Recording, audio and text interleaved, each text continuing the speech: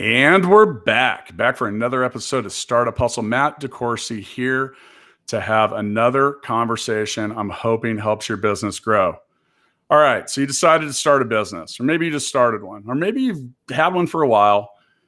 Whether you know it or not, you're going to have to figure out how to find the right talent at your business, your company, and it has everything to do with whether or not you're going to be successful.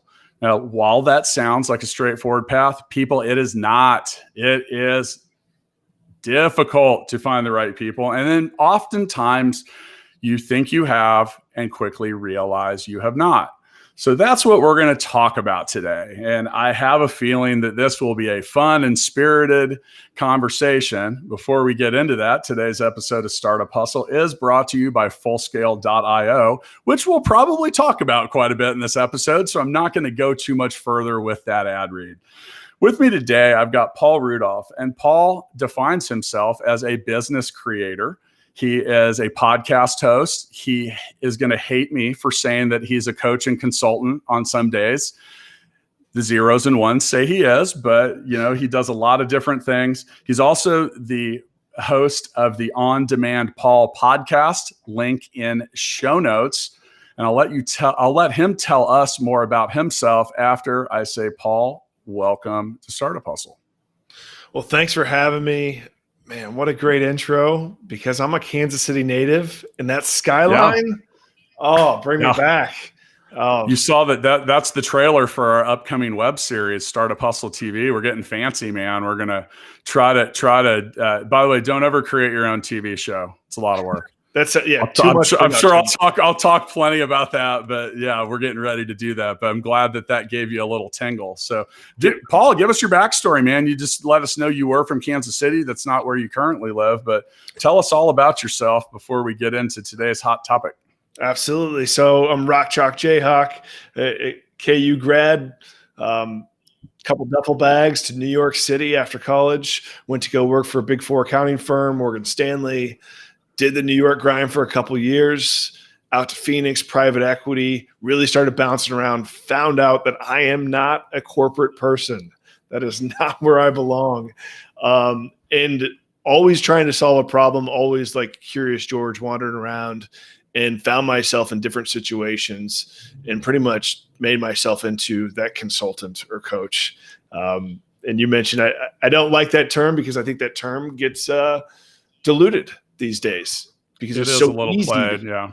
It's so easy to become these things, and people are selling a pyramid scheme on that. But nonetheless, done a lot of stuff, for-profit, nonprofit. What I'm really good at is understanding the variables of the business model.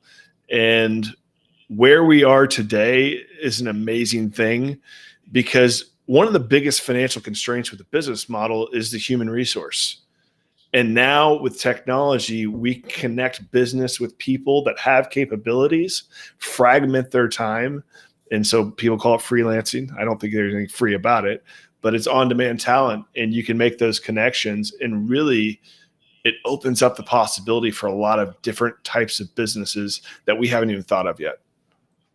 Yeah, and my business, Full Scale, is in a similar space, not necessarily the quote freelance. And by the way, that's a good point. There's nothing free about a freelancer, in many ways, and that's part of what we'll talk about today. In some cases, use of freelancers can actually be more expensive because of the time that it takes to find, vet, and do other stuff, which is some of the things that you help people with and help them learn more about. At Full Scale, we employ a bunch of software and IT professionals, and we say what we do is rare. We specialize in recruiting, assessing, retaining, and employing. So, with that, we do operate in a lane that is very specific, and it's that IT primarily software development. Although we have creatives and QA and different stuff like that. Now, part of what you're talking about fans out across a whole wide variety of stuff. So let's just start there. Like, what are some of okay, I know it sounds very elementary, like what's a freelancer, but what are some of the more common, quote, freelance contractors and people you can hire? Like, what do they actually do? Right. So this year, I actually set out for a goal to start 20 companies myself, except all of the execution was going to be done by different freelancers, because I wanted to go through the experiment, the repetition, the iterations of finding different people on the different platforms. What is it like to find somebody, to find the right person? And so what I've found by the end of this year is there's different places to go for different capabilities. And you got to think about it from a number of different perspectives. But one is like, if I need data, because I'm a data junkie, I love living in spreadsheets, and I need to go scrape data. For instance, as we're launching a restaurant next week here, it's a new restaurant concept. And I was curious to see what the price of every hamburger was in the east side of Cincinnati. So I got on Fiverr.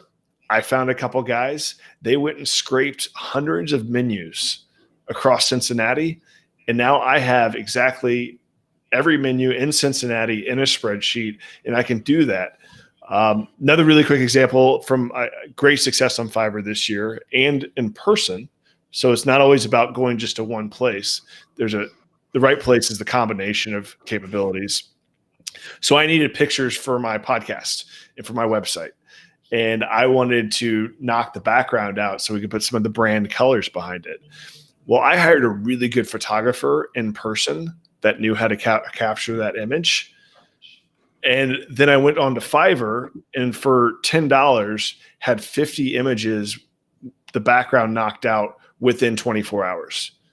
And some guy, he was in Bangladesh, could not have done that in the States at that speed, at that price. And so it all goes down to what I like to think about is an assembly line for any type of business activity.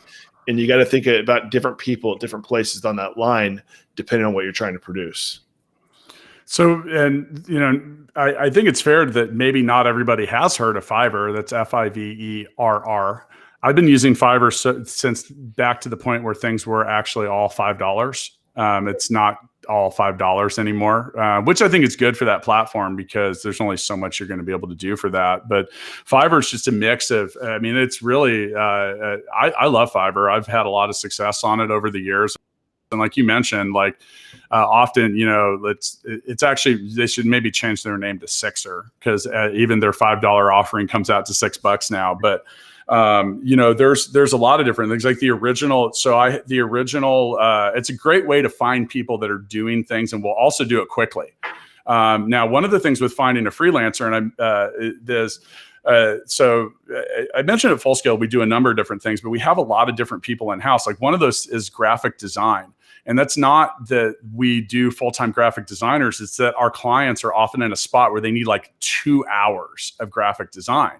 And the problem with that as a business owner is if you don't have a relationship with an existing designer, you might spend 10 hours trying to find someone to do 2 hours worth of work. And it really waters down your own, it creates a lot of opportunity costs. So some of that stuff, like you mentioned, like we do that in-house for that reason. Now, one of those places where we can get a pretty quick turnaround, a lot of different stuff. And we use it for a lot of different things and have found success. Over the years, I've had people make me commercials. The original Startup Hustle audio podcast intro was created on Fiverr, which I think I honestly paid like $50 for that. A lot of creative stuff, just like a lot of, logos and things like that, because for $5-6 a pop, you can afford to get 10 of them and pick which one you like the most. Right. One of the things I like about Fiverr too is you don't have to interview or do anything like that. It's like, hey, here's what I do, and they walk you through that process, and they do a lot of different stuff. So yeah, and that's a real turnkey stuff. You mentioned something that someone here might hear me in the US might not touch for a certain rate. That's a great sale for the guy in Bangladesh. And you'll find a lot of really willing service providers that want to do a great job. So, So by the way, what we come up with on hamburgers? Because is there an average price? So $12 if you want a really good burger for a hamburger. Oh man, we got good hamburgers here. Man. I mean, look, we don't have barbecue. We got Eli's, but we don't have barbecue like KC. But we got some good burgers. Yeah. I'm living. I'll tell you why go ahead. We live in a world where $12 for a hamburger. Yesterday was my daughter's 6th birthday, and she wanted McDonald's.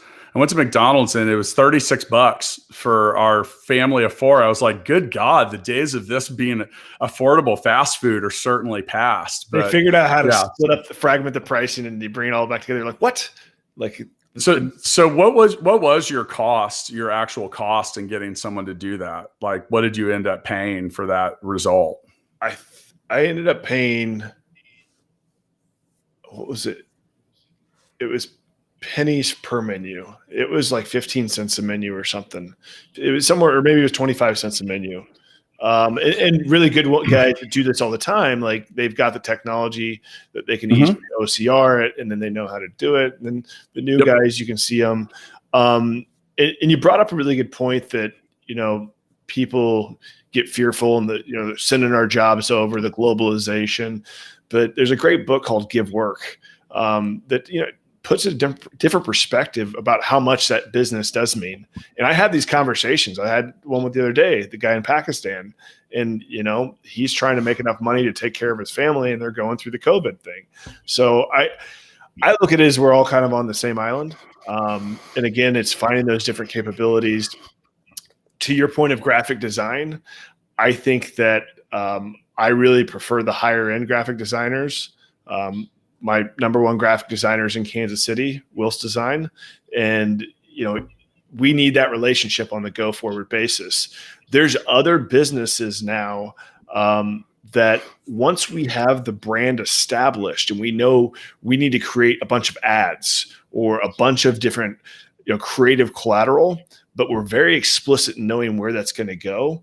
Now there's new forms of freelancer aggregations like Design Pickle or Penji. And what they've done is they found really good Fiverr guys right out there, put them all together. And then now for one price, a flat price of like $450, $600, they have quote unquote unlimited graphic design. And they're pretty much being the middle person where you don't have to find the individual graphic designer. They're going to make sure they put you in front of somebody that knows what they're doing. And then once they're done with that first little project, they're right on to the next one. So still on that same topic, the Startup Hustle logo, which has been, have received compliments on for years. And in fact, when we have a real studio, we have a 4-foot wide laser cut illuminated sign based on it. So there's other options out there. You talk about design. I used a site called 99 Designs, which is a slightly different approach, but still freelancer. So in that case, they have different packages, and you are setting up, in air quotes here, a contest.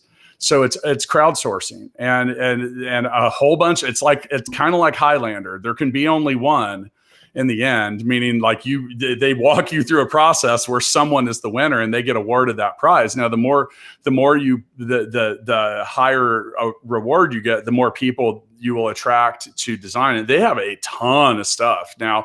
And that's a really interesting process, because they kind of force you to narrow it down, pick the 5 you like the most, whatever. And you give feedback, and people make, and they keep it on a time schedule. You can determine when and how you need it. And, overall, like I thought that was an interesting, and I've really found it to be useful process. Now with, as you mentioned, there are some things. So I'll give you an example. Like, all right, so at Full Scale, we want a specific type of client. And some of the things we ask up front is we actually, on many levels, require that local talent exists with our clients. So we want our clients to have a lead developer, a product or a project manager, and one of those 3. And we've learned that preferably more, because there is a level of communication and other stuff that you want everywhere. Now, in regards to hiring, I look at myself as a global citizen. There's over 300,000 open IT jobs in the US right now. And that means that they're unfillable, meaning like we don't have people to do the jobs. And that's why this global economy has become what it is. So there's a lot of options, but there's a meaningful nature for what you're doing. I witness it firsthand with our employees in the Philippines, some of which we've had for 10 years. So there's a lot of honest, great people wanting to do a good job for you everywhere. So if you can't find it, hey, a good entrepreneur finds what they need somewhere somehow. I've got two brothers in the Philippines that when I need something done in Zapier, they're my Zapier's guys. They know the G Suite in and outs. And so if I have a problem in G Suite, I'm calling Andrew or AJ, and we're figuring out, because we use Loom. So Loom's a really cool technology. It's a really quick capture yourself on the screen, capture the screen. And because we're working with people in all different time zones, we can really have on-demand meetings instead of trying to find the right time in the middle of the night or the middle of the morning, depending on where the sun is in the day. But even then, it was, that was the first time I'd ever worked with some guys in the Philippines. It was this year when I found Andrew and AJ. And that was a learning experience for me, because culturally, it's a different type of engagement than, my buddy down here in Louisville. It's just a different dynamic. And I think, going back to being able to find the talent, there's, again, a lot of different marketplaces and different approaches in which how much involvement that you'll have as a business owner. So if you're on the 99 Designs, or there's one called Squad Help that helps you actually create your brand name, that's taken care of for you. Full Scale, it's going to take care of for you. Top Tal, if you're looking for some top talent, they're getting a little bit wider with their range of services. You're going to have somebody that's going to walk you through and find somebody.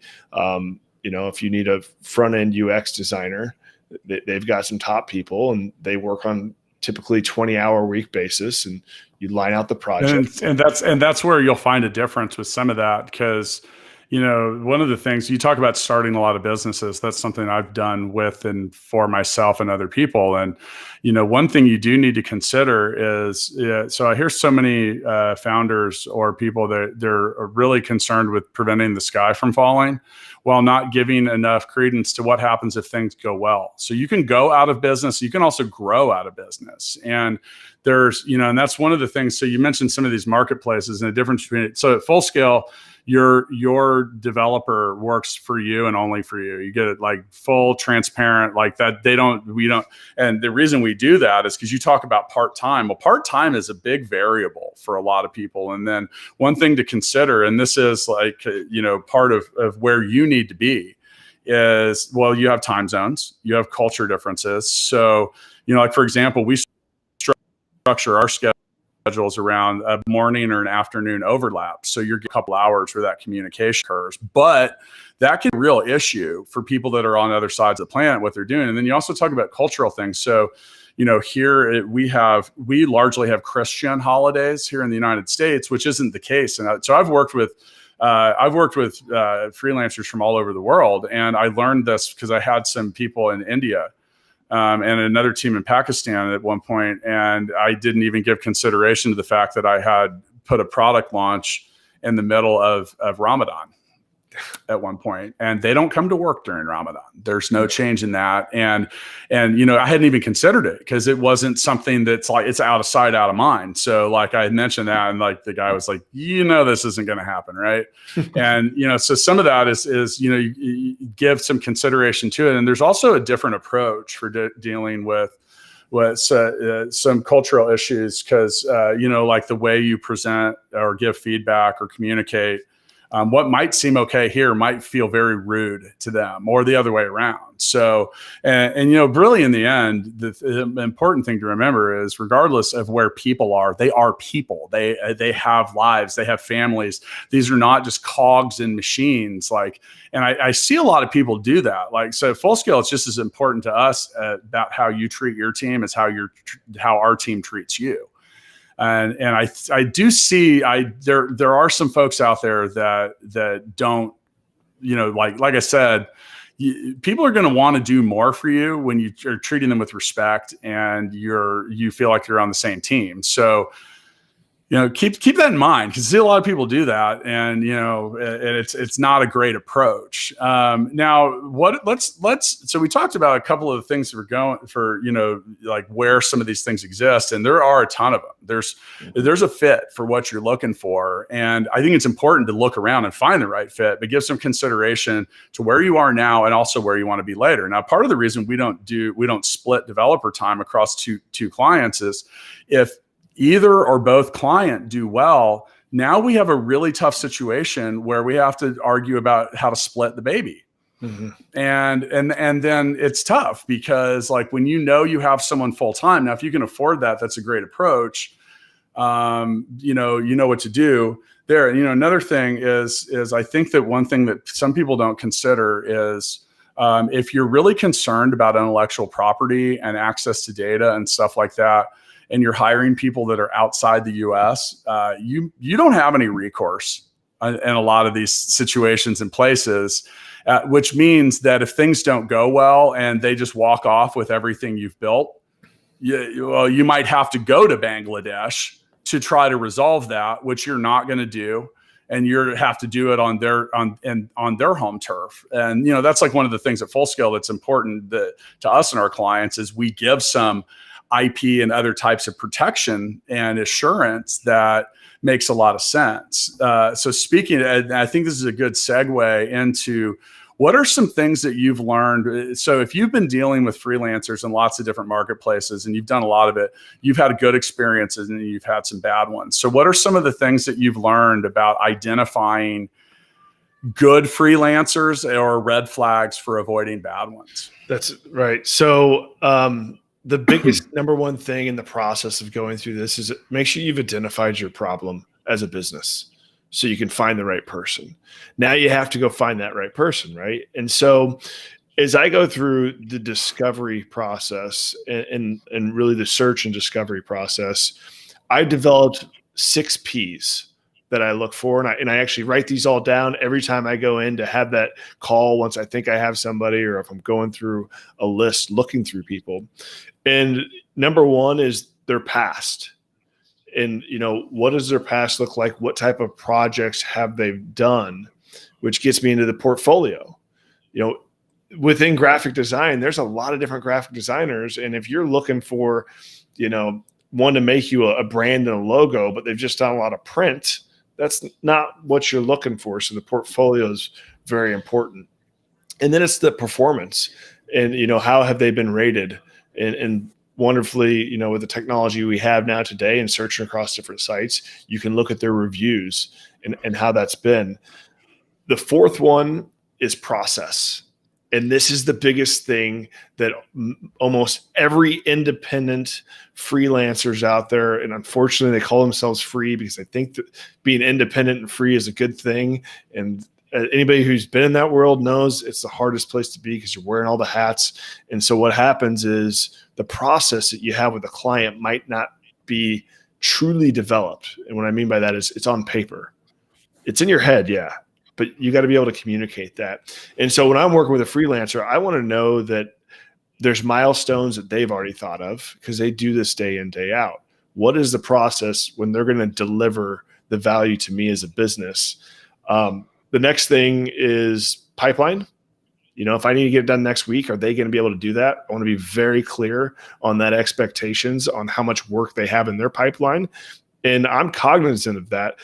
It's also something to look out for if you talk to somebody and they say like they're in high demand, but they can turn it around to you, next week, and they've got it's got to match up. When I'm looking for a good branding logo person, I usually want to be on their pipeline like a month or so out. I want to know that they have a lot of business and demand behind them. And the last one's price, obviously. And the price, the biggest thing here is, again, is to really know what problem you're trying to solve and what that deliverable at the end of the day is going to look like and exactly what that price is going to be. And, I think going through those 6 Ps gets to be a guideline if you've never done it before, but even then it's difficult and it takes practice. And it's something usually that if you're a founder, you don't have time to practice. You don't have the iterations to practice. And that's where going to like a full scale in these models where we're seeing that there's essentially like a third party between you and the talent, it brings you a ton of benefit because they've already gone out and found the right people. You don't have to go through those misses. That takes time and money. And understanding what that process is going to be on the deliverable side, it's usually defined. A lot of times as the founders, business owners, you haven't done this before, so you don't even know what questions to ask sometimes. So it really bringing in that's stuff's all, and the thing is especially early stage business, all you can do is all you can do. And, and this is very 101-ish, but, well, all right. So I'm pretty open about the fact that I dropped out of 5 colleges. But at one of them, I really learned something good. And it was at a top 10 business school, actually, but it was opportunity costs. So opportunity costs is, I think a lot of people think they know what it means and then they really don't, but it's described as the value of your foregone option, meaning how valuable is what you're choosing not to do. And everything you just mentioned all the way down the line, like some of these things become a remarkable time suck. Like I mentioned it earlier in the show, you need a graphic designer for 2 hours, but if you spend 10 hours trying to find one to do a 2-hour project, that's a 12-hour project. And then what's the value of your time? So I learned this pretty early when it came to freelancers, and especially like offshore people in general, was to make sure that you are not watering down value proposition with your own time, because what might say, oh wow, this person doesn't get paid a whole lot, but if it's really time intensive on your side, then your value disappears rapidly, and I mean rapidly. So a couple of things I've learned when it comes to this. Well, first off, communication. Communication is vital. If you can't communicate with someone, it becomes very frustrating. And also, like, how do you really explain what you're trying to do and how you want to do it? Now, communication now and 10 years ago, when I first hired my first offshore employee, is remarkably different. To give you some context, that's when Skype had just come out. Like, I remember someone saying, "Hey, you should check out this new thing called Skype." And I was like, "Oh my God, I can talk to someone around the world and for free. Whoa." And technology is awesome. So a lot of things have come up, and Zoom's help with that. Slack helps with that. But really in the end, so like at Full Scale, that's the one thing we don't ever, that if you can't communicate, you're a no-go. Like, cause it's difficult. Other things like you mentioned. So the history. Now, if you're looking at the history and the workload, and so the history is, does this person have a favorable? A lot of these marketplaces, you can tell who's been doing a good job in them and who hasn't. And if you're going to hire someone that doesn't have a track record, you don't know what you're going to get. Or you're hiring people in marketplaces. One thing certain is you really and honestly and truly do not know if they're going to do a good job until they show up and do it. I've had this happen in just real, like, local employees. Like I'm not going to get too specific here, but I had a specific hire a few years ago that on paper was just the game changer. This person they did a terrible job. They didn't last 2 months at the company. And, so until someone shows up and does the job, you really don't know. And one difficult thing with some marketplaces is, unfortunately, you end up in a spot where you may have to hire 5 people hoping that one works out. And that can be a challenge too. So, now hit the sweet spot, you get it right. It can also be a really great thing long term, and I think, Paul, you really nailed it too. It's like, there's so many people out there, and there's so many sources, whether it's Full Scale or Fiverr or whatever. You can find people that are experts and do well at what you want them to do. They're out there. So just because someone says they can do it doesn't mean that they actually can't or will. And on some levels, you end up paying them to learn how to do it. And then, I want to reiterate the price thing. I think when a lot of people first go out into freelance marketplaces and stuff, they get really enamored with the cheap. You usually get what you pay for. And it's part of, like, with Full Scale, like with our offer, like we're top tier. It's hard to get a job at Full Scale. And that's what we vet out, is poor communication, people that don't have critical thinking skills. Like, you get to certain, like with software, you get to point, you're solving problems, like legitimate math and science problems with code. And there's a level of critical thinking and understanding that if it doesn't exist, you end up having to redo everything you've done at some point, because you realize you've got a bunch of crap. And so really in the end, I want to say that if you can find the best people you can, regardless of how or when, like that's probably like one of the cardinal rules, and people violate it all the time. They're like, oh, this person's really affordable. Well, you're getting what you pay for in many cases. So just like you said, know what you're getting into. I love the advice about knowing what problem you want to solve. If you haven't defined that, why would you expect someone to come work for you and be involved with you that is going to solve the problem if you can't even clearly state or know what it is? So yeah, it gets back to, going through and as you're doing this process, I think where this all ends up is, because I say where this all ends up, we're in such an early part of this new way that the workforce is being fragmented, and we're engaging the human resource in a different way. And it's going to keep going forward, especially now with the recession and people not being able to go back to full-time jobs, and they're going to be able to have to find their way out there. Again, I don't like the dependence of the corporate mindset. Like I said, I've never been a corporate person. There's a lot of dependency there, but I've also found myself, with a lot of anxiety and stress on the independent side. And that's where a lot of people find themselves now. Where I want us to shift towards is to an interdependent state. It's the paradigm of it's building teams. And where I think those teams arise in this conversation is, I'm just going to use the simple 80-20 rule, that 80% of the people out there, that while you now have the opportunity to create income more based around your schedule, meaning, you're your own contractor, is going into certain companies. Another great example is Patina. Patina focuses on talent that is usually 25 years or more in industry. And so they're very specialized, highly knowledgeable talent. And when you go work for Patina, you're a W-2 for Patina, and you get all the benefits that you would have found in full-time employment, but it's the work lifestyle and the contractual engagement that you'd have as an independent freelancer. So it's the best of both worlds. You have someone looking out for your back. You don't have to worry about wearing all the hats in your company. And what you can focus on is being able to deliver what you do best. That's very similar to our model, meaning the full scale employees, they are our employees. And because to really get the best people that want to stick around, you have to have some culture. There is that level of security. One thing we should probably talk, or at least just mention, because when you're giving consideration to everything. So look, freelancing in general is a part-time thing, and they're usually short-term projects.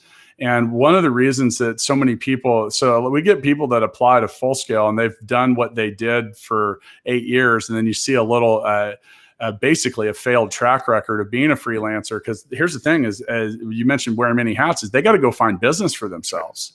So if and that's a lot harder than I think a lot of people think it is, client acquisition and all that. I mean, it's a job. And if it's something that you're not good at, and you're not good at selling yourself, then it leads to some issues. So,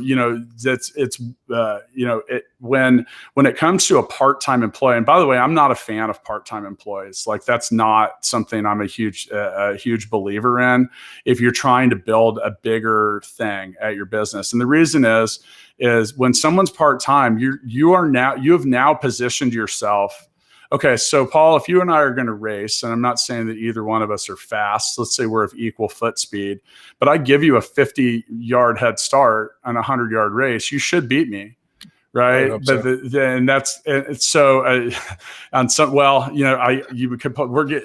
might be getting old. I'd probably pull a hammy before I catch up at some point, though. So you got the edge up on me there. So the thing is when you have some part-time people, you have to keep in mind you're competing against likely a full-time job. You're also competing against other just stuff in general. So I'll give you an example of how and I see this largely with people that have co-founders at their startup. So they're like, yeah, I got a co-founder and I think he or she's going to make a huge difference. And I say, okay, well, tell me, well, they're a technical co-founder and I don't know how to write code. So I think they're going to do it. And they go on and on and on. And I say, all right, so does this person have a family? Yeah, they've got 3 kids. Do they have a full-time job? Yep. Okay, so now let's look at the reality of this. That person wakes up, they got to get kids ready, probably drop them off at school, do something like that. Then they go to a job all day, which they clock out at, and they're happy to go home. They eat dinner, they clean up, they're with their kids, whatever. And now we're at like 9 o'clock. And that's the slice of the day that you're getting. Now, pardon my language here, but I do say this. I say you're getting the butthole of someone's day often at that point. And it's true though. There's like no other real way to explain it. I'll tell you my butthole story. I love that you put it that way. Paul, I would love to hear your butthole story. And to the rest of the co-founders, I'm not saying that our classes are buttholes, but I love that term because 4 years ago, almost 5 years ago, some friends and I started a digital eyewear company called Pupilbox. It's these glasses. I was heading up a pediatric healthcare coalition, working with schools, putting in dental clinics and other healthcare services, found out about the dangers of blue light. And this is very early on before people were really talking about blue light. We said, we got to do a Kickstarter, do this company. And we had a successful Kickstarter, a lot of lessons learned there. But as we moved the company forward, there wasn't much awareness to the market. But what was going on really now in hindsight is our plan was we all had full-time gigs. And we were getting together at 7, 8 p.m. every Tuesday night in 2 different cities, all remotely, and trying to work at the end of that butthole hour of the day.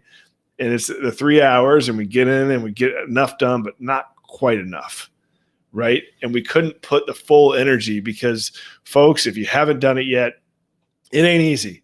Starting a business, it takes a lot of extra work than you could ever imagine. I think going back to your point on the part-time employees, I think any human resource that you have a long-term engagement with the company, the enterprise, you want them fully engaged and fully incentivized to make sure that they're doing what's best for the company, which is usually giving the best to the customer. Yeah, and before we hit record, you actually mentioned that you saw the future of freelancers for many gravitating more towards like the model that we've built at Full Scale, which, by the way, is not the common model. It's not. There are other people that do what we do, but we say we were created for founders by founders because both my business partner and I, Full Scale started. We were our own clients, and we still are. So much of what we've done is to try to shake the bad qualities out of certain things when it comes to offshoring more specifically, because, I'll give you some perspective. We expect to interview 100 people or have 100 people enter our hiring process to hire anywhere from 3 to 5 of them. And that starts with us, and this is why it's different, and Matt Watson, my business partner at Full Scale, he's a technical founder and I'm not. Now, we are both great at different things when it comes to the assessment process. But one of which that he's done is, so we have 30 of our own assessment tests, and these are to test your skill. Now, that doesn't tell you everything about someone. That just lets us if you can't get if you can't be in the top 20% of scoring on those, then quite honestly, you're not at the level that we want. So that excludes 3 out of 4 people right there. And then when some of them pass, then we put them through a multi-step, like they talk to multiple people about multiple things with multiple approaches for where we're at. So we're looking at things like, answering hard questions, also like making them prove the technical answers that they may have given. So to prove they didn't cheat and different stuff, and testing certain things, asking them theoretical questions, and some levels also trying to frustrate them to see how they react and what they have to say about all that. Because here's the thing, frustration is a part of innovation. And not everybody handles it well, man. You talk about critical thinking, it's another thing. So we talked about cultural stuff earlier. Now, in a lot of these countries that thrive on offshoring, in the country in general and in their culture, telling your boss no is not considered a wise thing to do.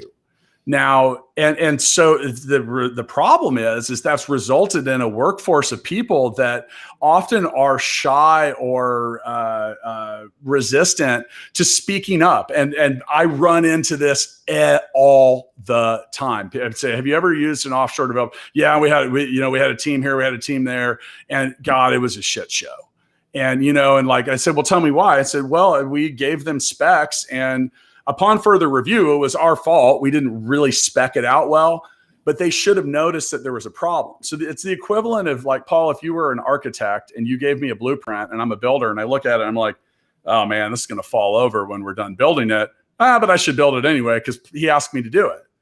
And so that causes a landslide of other crap that people deal with. So the critical thinking thing for us is paramount, and we have graphs and charts, and it's a 2-week process at best and that's if you go quickly. Some other things we do is we have a technical assessment team. So we put you in front of someone that we know is a proven expert at what you do, because you aren't faking it past that. You're not. Right. Like if you're an entrepreneur, I can sit down and talk to you for moments and I'll know pretty quickly whether you're legit or not. Like it doesn't mean anything other than you can just tell. There's some questions you can ask that aren't just like, tell me what you've done. You can just kind of get a feel for that pretty quickly. So, and I think that's one of the hard parts with people, like we mentioned, that don't have a lot of experience doing that, because you don't have the reps. It's like, I've never been part of a human resource department. I've never been HR. True. I've never had to ask the questions. Am I just going to reverse the role of an interview process? No, there's so much more to it than just asking what their strengths and weaknesses are. And it's tough. Yep. And those are some of the things we ask too. Like there's critical things and you can Google how to do a job interview. You won't even get the right questions then. We ask people what are you passionate about? Like professionally, what really interests you? So, and I'll throw some tech terms out here, but if you're a quote PHP developer, but you are absolutely passionate about something else, then that something else is what you should be doing. That's what you should be pursuing. Right. That's where you're going to get the most output, the longevity, and the most creativity in all of it. Why? Because those people when you wake up getting to do something that you're passionate about, the world is filled with fresh air from the moment you get up. If it's just something you do because that's what you do, look at the job data here. If you start, 80% of people in America hate their job because they're not doing shit they're passionate about. Yeah, it's that first few seconds when you wake up, before you open your eyes. What are you thinking about? And for me, I'm thinking about the fun thing I get to do today. I was video recording a chef and talking about food, and it's not what I'm really good at, but it's part of being a founder. You sometimes got to do the thing that just makes sense. But it's what I get to do today is have this podcast conversation. I've got Movember coming on later onto my podcast, and do all the different things and engage with people, because what my purpose is. So I talk a lot about purpose in place of passion. My purpose is to help build these micro enterprises, interdependent economy. And the only way you do that, in my mind, is you get out there and you talk to people, you try a lot of things. But I get excited every day. And for other people that aren't excited, and that's what I talk a lot about, create work around life. You put life in the middle. What makes most sense to you? And now we have all these ways you can create income around that. It's going to be hard, but it's possible. So once again with me today, Paul Rudolph, also known as On Demand Paul. Check out his podcast. Go to ondemandpaul.com. Does a lot of great things with a lot of great businesses. And he went to the world's greatest university, Kansas University. Rock Chalk Jayhawk. I always try to get a good KU reference in when I can. Can we just do the Rock Chalk? We've done it before. That's even less meaningful to anybody that's never been around to experience the. People give us there's not a whole lot to be passionate about in the state of Kansas, because most people don't know this. The Kansas City Chiefs are actually in Missouri. So, in the state of Kansas, you got the Kansas Jayhawks, or the people that went to the other schools that hate the Kansas Jayhawks because all we do is win, unless it's football. We don't count that. We don't really like. Does KU have a football team? That's when we just talk about city. It's Kansas City. We'll shift that conversation real quick. So I should probably open the chat. So someone got a comment in here. So Startup Hustle TV. I'm pumped. And by the way, we are filming a web series. Go to startuphustle.xyz and check it out and register. I was expecting a couple caption comments in here of usually anytime I make a comment about a team, I get a bunch of the other team. Right. So I end my episodes of Startup Hustle with what I call the Founders Freestyle. So with that, Paul, I'm going to ask what's some rapid fire, just general advice based on today's subject that you could give any founder that's trying to grow or start a business? I would say if you're a founder, there's three things you can just think about. It's your intentions, your resources, and your capabilities. Be really defined in your intentions in the short term and the long term. And so that you can think about how you're going to utilize your resources. When you think about your capital, there's 4 forms of capital. It's your money, yes. Your time, you can't replace it. It's your social, it's that network you can leverage on, and it's yourself. And that self piece is going to be the hardest piece that you're most likely going to drain if you haven't put your expectations in the right place, because it's mentally and physically tough. And that's where you have to know your capabilities. And so what are you really good at? And for the things that you still need to get done for your business to set it up, and you're not really good at it, you don't have the capabilities, you can go find that on-demand talent now. And there's a lot of different ways to do it. Yeah. And I'll parlay off that. Do yourself a favor and get out there and see what's up. I don't want to be the only place you call. Thank you if we are, but honestly, I will be on the call. I'll tell you, what else have you looked at? Because you got to know what's up, and there's a right situation for all of us. I'm not saying that the solution we offer at Full Scale is right for everyone. In fact, we turn down a lot of people that want to be clients because we can tell it's not the right fit.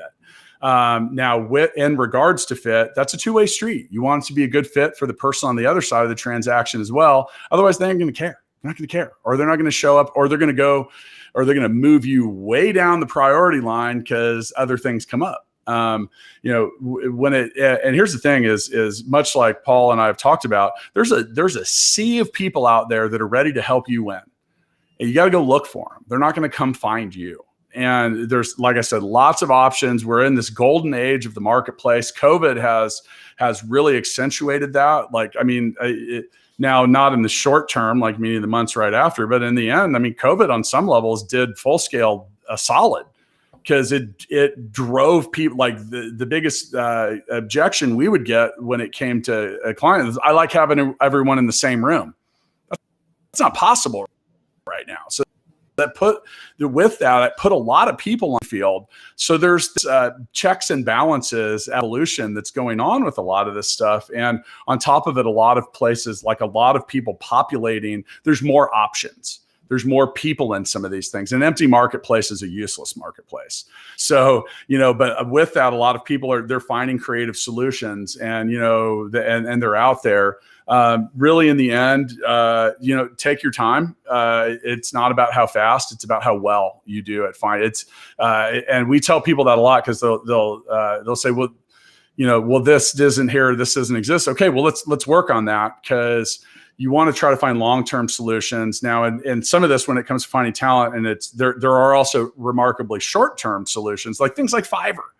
Dude, it's hard to match that. And, you can find certain gigs. Now, I've got one guy on Fiverr that makes these cool little cartoon images of us. They're awesome. Yeah. And we use them everywhere. We use them for all of our C-suite, all of our podcast hosts, so many different things. I've made at least 50 purchases from this dude over a couple of years. It's funny because I can see other people have too occasionally, because I really recognize the guy's work.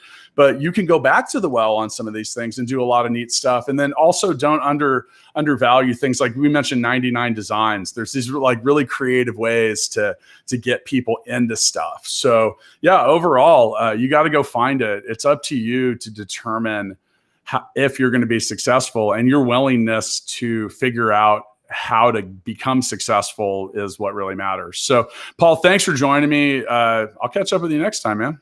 Yeah, thanks for having me. Appreciate it. Oh, and thanks for growing the mustache for the Movember people. I think that was a classy move. It was a pink beard last month, and we'll do it again next year.